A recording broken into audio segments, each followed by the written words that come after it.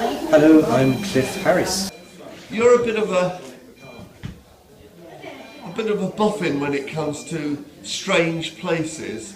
Where do you frequent these days? Is it top secret? I can reveal this on camera, but I do actually volunteer for Bletchley Park. Bletchley Park? Never heard of it. What do they do there? Well, they used to decode top secret information. The Enigma machine was one of the machines they used there during the war, and they had about 10,000 people working there, working on decoding German messages, and eventually it helped to save the war by about 2 years.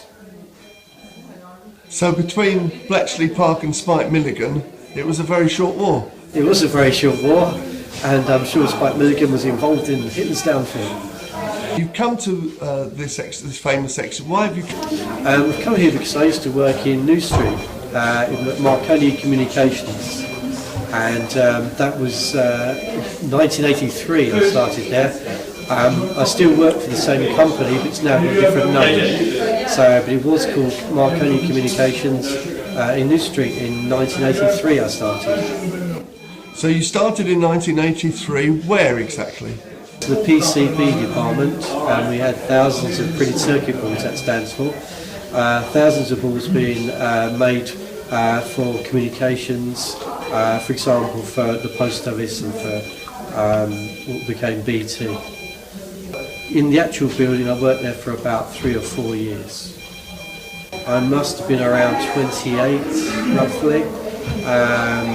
I was looking for a job, and I used to work in electronics. I went to college for 2 years before that, so I came out and then was looking around for a job, and electronics was the career that I'd chosen, so I went to get a job there, and of course it reflects on why I'm here today, looking at the history. There's some things I actually learnt today through chatting and looking at the exhibition, facts and figures about Marconi I never knew before. So that's 32 years, and I've just learned something new about Marconi. Perhaps you took it for granted? Definitely, yeah, because it was a place of work like anywhere else, and you just go there day in, day out for year after year. You don't normally think of Marconi's as such. You don't really think of the history of it until you stop and look and start to read the history, which is absolutely fascinating, because he was the, if you like, the father of radio. Wireless During the war.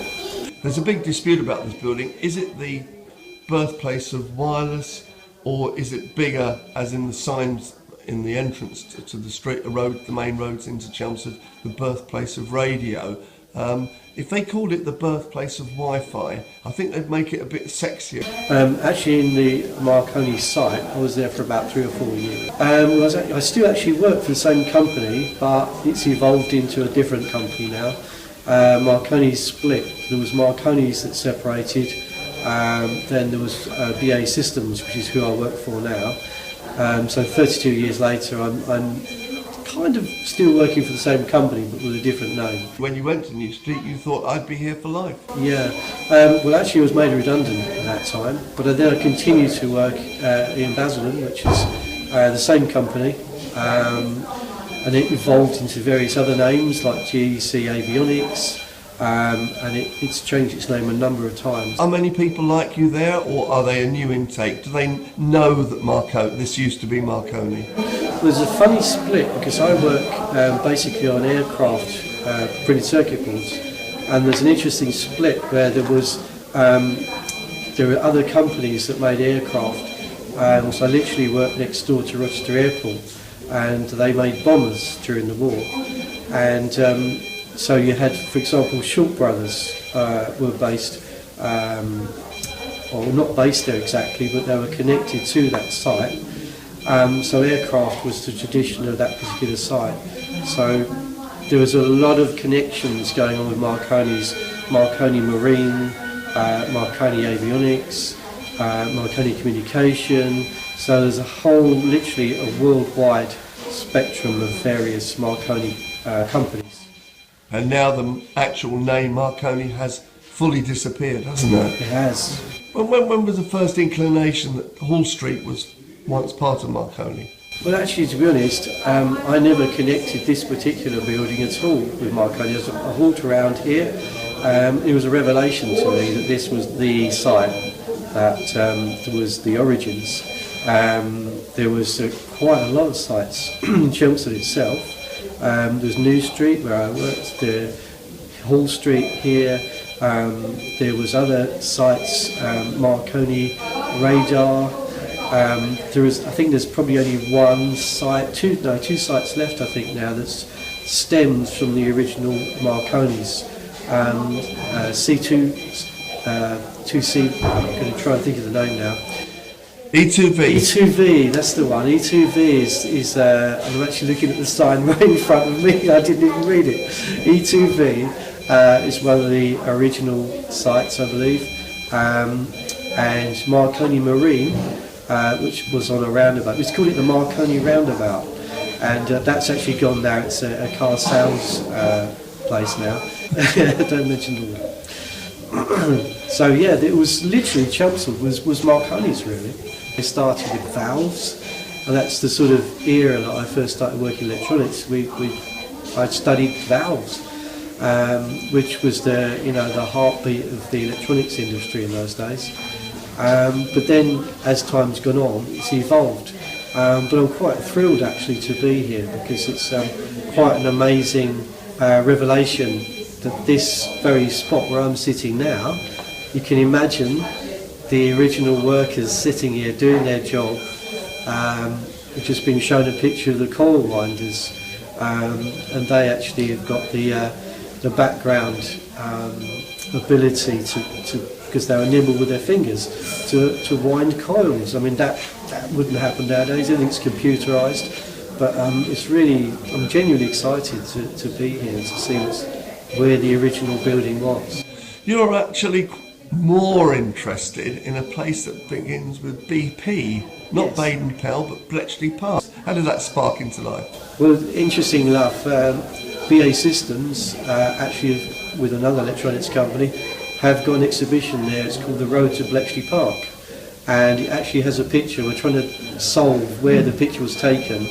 Soldiers who are connected with Marconi's. Literally the day after the picture was taken, they're going to France.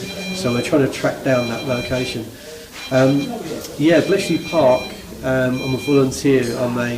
I interview people. I've interviewed a lady who worked on Colossus, which is the very first computer ever made, and another lady who was in the communications department.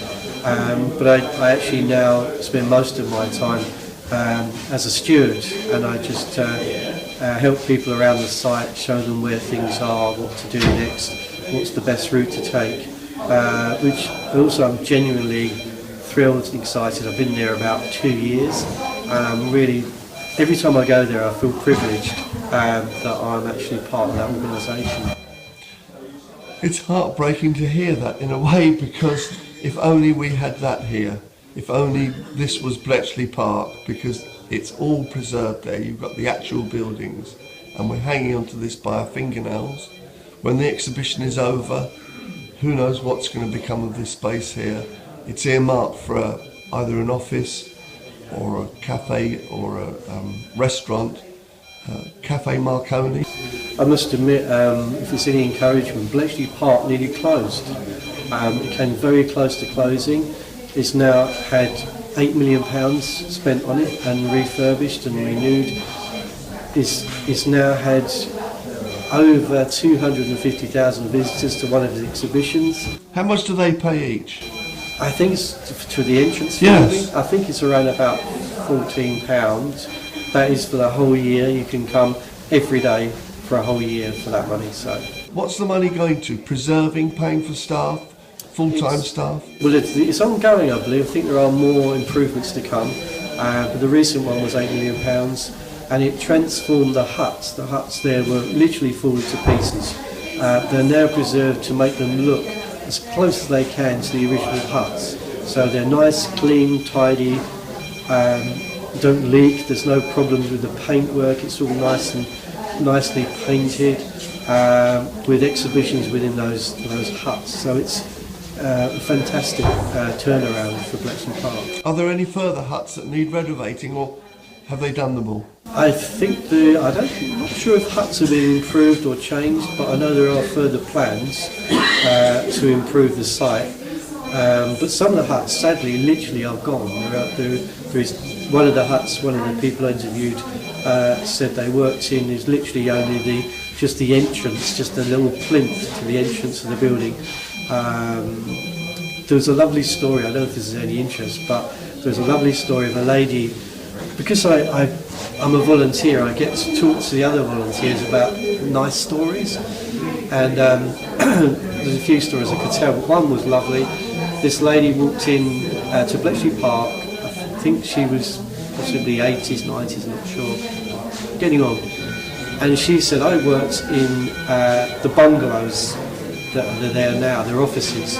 She said, I worked there and worked on the decoding side of life. And she said, oh, I'd love to look inside, that's all I want to do, just look in the entrance.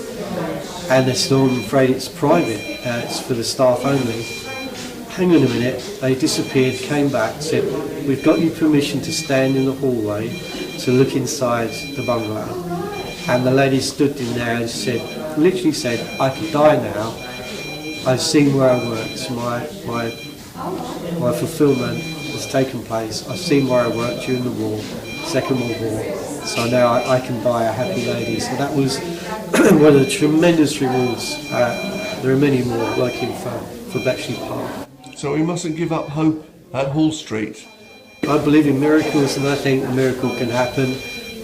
I don't know, you just never give up, never give up. That's the story, I think, never give up. I can't carry on after that, that's good, I'm very moved.